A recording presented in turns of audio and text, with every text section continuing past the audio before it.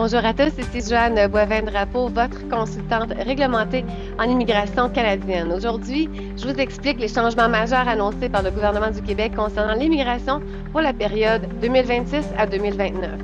Le gouvernement vient officiellement de déposer ses orientations, donc croyez-moi, tout le système est en train de changer.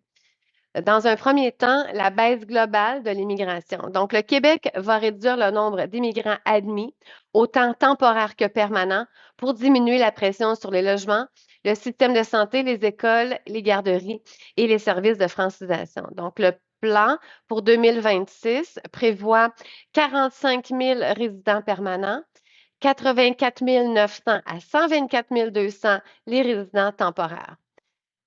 Aussi, une autre annonce importante, la fin du programme de l'expérience québécoise. Donc, c'est une annonce majeure. Le programme d'expérience québécoise prend fin le 19 novembre 2025. Le seul programme pour les travailleurs qualifiés sera le PSTQ, donc le programme de sélection des travailleurs qualifiés. Ce changement vise un système unique, plus contrôlé par Québec, mais moins automatique pour les étudiants et travailleurs déjà ici. Ensuite, la fin des programmes pilotes. Il y a 3 programmes pilotes permanents. Les 3 programmes, en fait, prennent fin le 1er janvier 2026. Donc, soit la transformation alimentaire, les préposés aux bénéficiaires, l'intelligence artificielle, TI et effets visuels. Dans un autre sujet, le parrainage collectif des réfugiés est suspendu. Donc, le gouvernement prolonge jusqu'au 31 décembre 2029 la suspension des demandes de parrainage collectif pour les réfugiés à l'extérieur du Québec. Le Québec veut prioriser les personnes réfugiées déjà sur son territoire. Autre sujet, travail temporaire. Travailleurs temporaires, donc gros changement.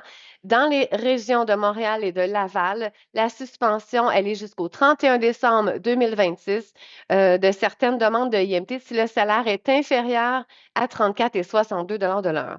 Donc, il y a des exceptions qui s'appliquent dans l'agriculture, la santé, l'éducation, la construction et la transformation alimentaire.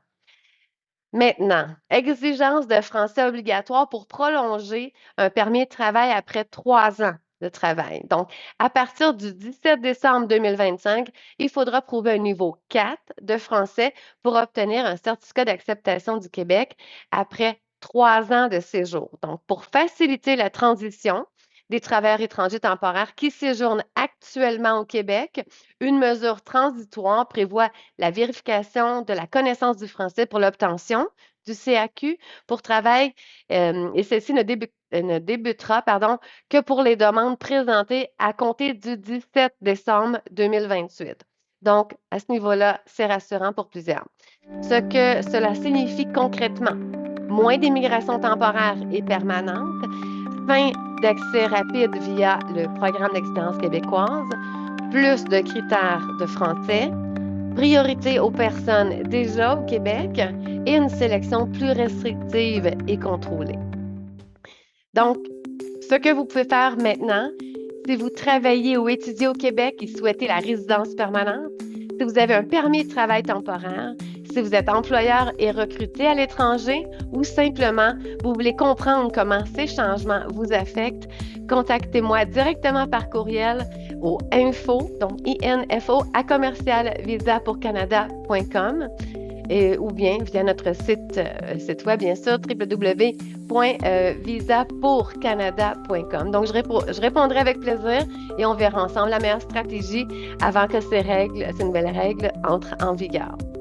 N'oubliez pas de vous abonner, de liker cette vidéo et de la partager à quelqu'un que ça pourrait aider. Merci d'avoir été là. Je suis Joanne Boivin-Drapeau et au plaisir de vous accompagner dans les prochaines étapes de votre vie.